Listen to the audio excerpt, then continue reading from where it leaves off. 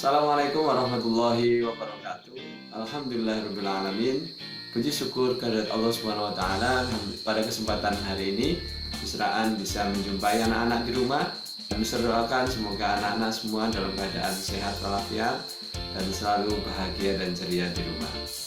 Anak-anakku semuanya, hari ini Bisra akan melanjutkan materi PAI tentang bagaimana sikap kita sebagai seorang muslim dalam menghadapi sebuah cobaan, dalam menghadapi sebuah musibah. Dalam hal ini adalah musibah atau wabah, yaitu corona. Tapi sebelum itu, mari kita awali dengan melafalkan basmalah terlebih dahulu. Bismillahirrahmanirrahim. Baik anak-anak semuanya, jadi Allah itu akan menguji umat manusia, bahkan orang-orang yang beriman dengan cobaan. Bukan berarti kalau orang sudah beriman itu kemudian cobaannya berhenti. Karena sesungguhnya salah satu tujuan Allah memberikan cobaan ataupun ujian adalah untuk menaikkan level kita, menaikkan level manusia, menaikkan level seorang hamba. Bagaimana kita menyikapi sebuah cobaan atau ujian. Berbicara tentang cobaan, maka kita harus kembali kepada Al-Quran, yaitu surat At-Taghabun yang berbunyi A'udzubillahi minasyaitonirrajim, Bismillahirrahmanirrahim, ma asaba min musibatin illa bi'idznillah. Yang artinya adalah tidak ada sesuatu musibah yang menimpa seorang kecuali dengan izin Allah. Dalam hal ini, virus corona terjadi itu adalah tentu saja sudah merupakan suratan dari Allah, sudah takdir Allah, sudah ketentuan Allah. Dan Allah itu mencoba tidak hanya dengan kesulitan, kesukaran, dengan keburukan. Allah memberikan cobaan berupa kebaikan dan keburukan, atau berupa sesuatu yang menyenangkan dan sesuatu yang menyedihkan. Dalam surat Al-Anbiya ayat 35, Allah berfirman, A'udzubillahi minasyaitonirrajim, Bismillahirrahmanirrahim, wa nabluwakum bisyarri wal khairi fitnah. Bahwa kami akan menguji kamu dengan keburukan dan kebaikan sebagai cobaan. Wa ilaina turja'un, dan kamu akan dikembalikan hanya kepada kami. Artinya apa? Bahwa Allah memberikan cobaan itu dua hal. Yang pertama, cobaan dalam bentuk kesenangan, dan yang kedua, cobaan dalam bentuk kesulitan atau kesusahan. Sebagai contoh cobaan bentuk kesenangan apa? Misalnya yang terjadi pada Qarun. Qarun adalah seorang hamba yang dulunya miskin. Tapi kemudian dia mengimbau kepada Nabi Musa dan meminta untuk diberi kekayaan, dan Allah menghendaki diberikan kekayaan. Tapi apa yang terjadi? Ternyata ketika miskin, Qarun itu rajin beribadah, tapi ketika diberi kekayaan, Qarun menjadi abai, menjadi lupa, bahkan menjadi durhaka kepada Allah. Sehingga akhirnya kemudian Qarun dihukum, ya ditelan ke dalam bumi. Sehingga orang kalau sekarang menemukan emas, permata yang ada dalam perut bumi, kemudian bilangnya ini adalah harta Qarun. Kenapa? Ya itu hanya semacam anggapan bahwa Qarun itu hartanya sangat banyak, sangat berlimpah. Kemudian bagaimana sikap kita dalam menghadapi virus corona ini?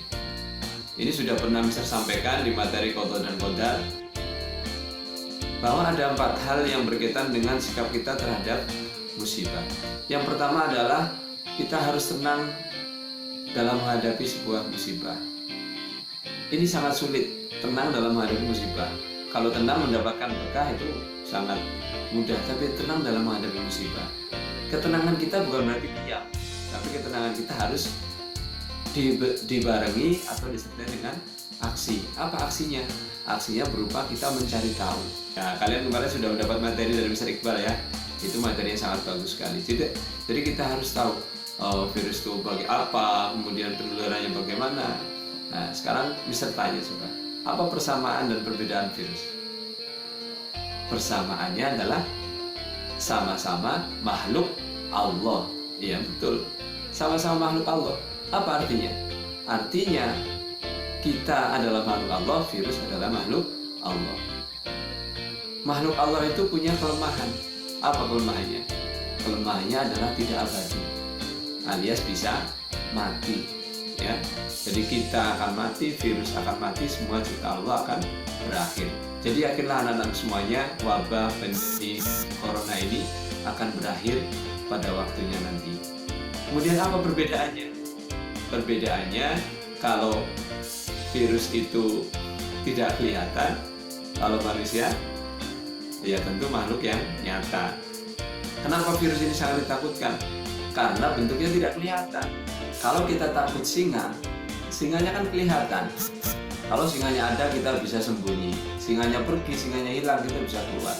Tapi kalau lawan virus kita nggak tahu, kita nggak bisa melihatnya. Maka dalam hal ini ya mari kita untuk terus berhati-hati mengikuti perintah atau anjuran yang disampaikan oleh pemerintah.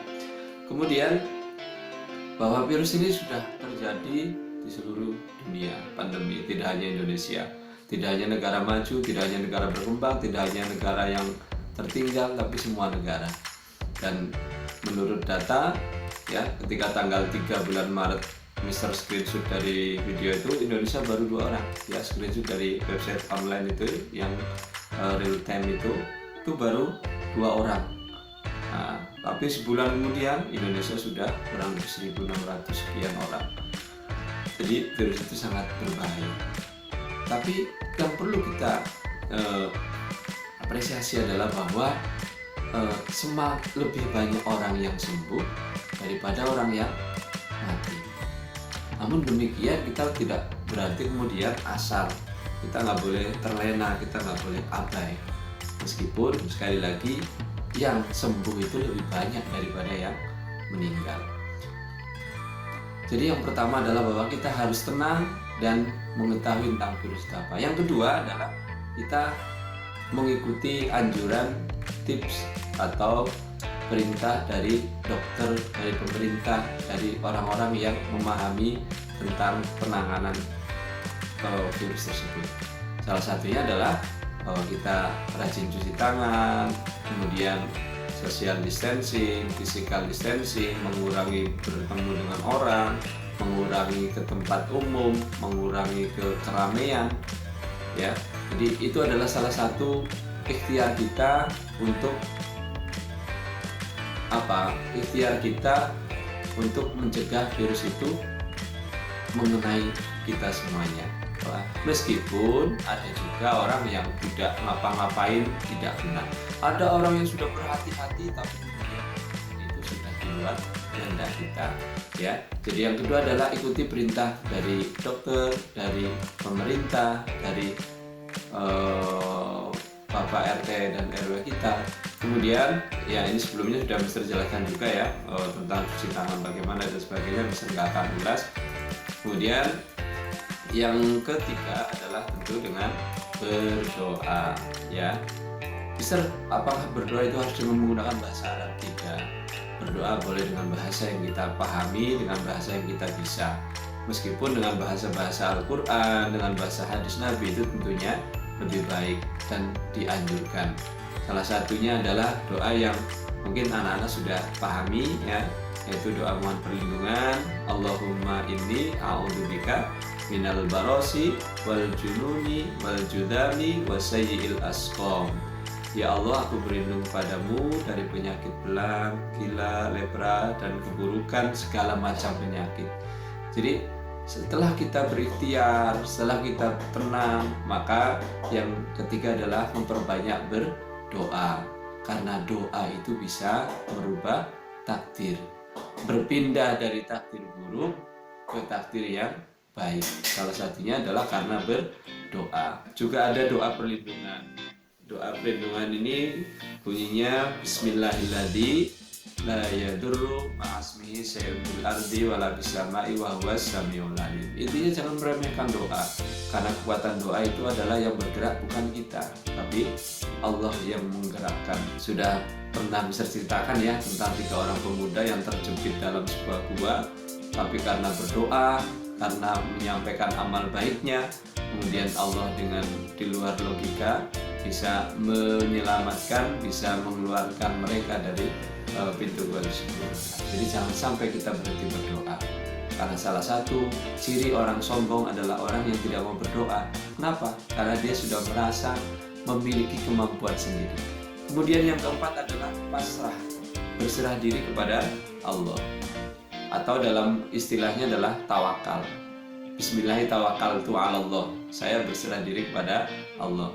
Tawakal ini bukan hanya ya sudah ya Allah, tidak, tapi bagaimana kita melalui tahapan sebelumnya, yaitu kita tenang, kita berikhtiar mengikuti perintah anjuran dokter. Yang ketiga, berdoa.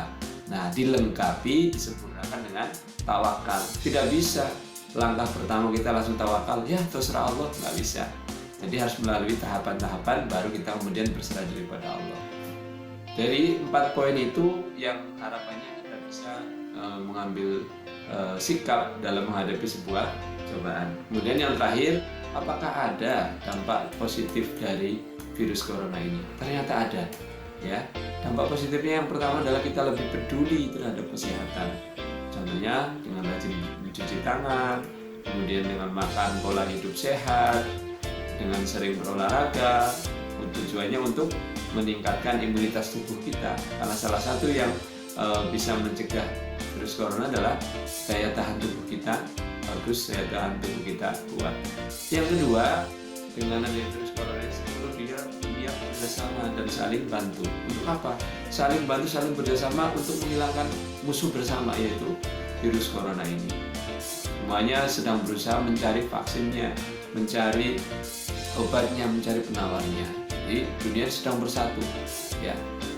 Biasanya seorang itu bisa bersatu kalau menghadapi musuh yang sama. Yang ketiga, ternyata kualitas udara semakin membaik. Kenapa?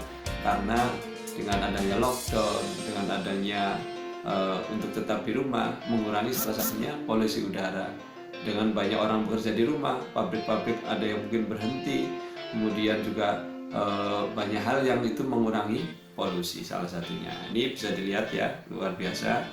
Ketika sebelum ada wabah corona itu mungkin ya langitnya kotor atau bagaimana, tapi setelah bulan Februari 2020 menjadi bening, menjadi bersih. Ya, ada juga kata wow fakta ini bahwa social distancing ini memperbarui keadaan polusi kita, yaitu pengurangan polusi udara di bumi. Lubang ozon semakin tertutup, menandakan bahwa kondisi bumi mulai membaik, ya. Kemudian yang terakhir adalah kita positifnya kita tahu arti pertemuan, arti persahabatan, bahwa sekarang yang mahal itu adalah arti sebuah pertemuan. Dulu kita tidak pernah memikirkan akan jadi seperti ini. Setiap hari berangkat sekolah, ketemu teman, setiap hari berangkat sekolah. Tapi sekarang baru tahu artinya. Betapa aku mendam rindu, gak ketemu temanku yang ada di sana, tidak ketemu dengan adik kelas, kakak kelas dan sebagainya. Jadi dampak positifnya kita semakin tahu arti sebuah pertemanan dan persahabatan. Oleh karena itu, jangan sampai pertemanan yang kalian jalin, persahabatan yang kalian jalin itu kemudian dilepaskan begitu saja. Karena arti pertemuan dan pertemanan begitu berharga. Baik anak-anak semuanya, demikian. Semoga yang bisa sampai kali ini bisa dapat kalian pahami, dapat kalian serap. Kemudian kalau Mister juga masih belajar untuk memberikan daring atau pembelajaran online, pembelajaran via video ini, silakan saran dan kritiknya disampaikan di sini ya. Boleh juga komen ya, sudah nonton ya. Jadi ini presensinya, absennya dengan cara komen ya, misalnya yang hadir, Abel hadir, kemudian Labib hadir, nah, boleh seperti itu. Ya, baik anak-anak, itu saja dari Mister. Semoga yang sedikit ini bermanfaat. Mohon maaf kalau ada yang kurang pas atau ada yang salah. Kita akhiri dengan baca hamdalah bersama. Alhamdulillahirrahmanirrahim. Wassalamualaikum warahmatullahi wabarakatuh.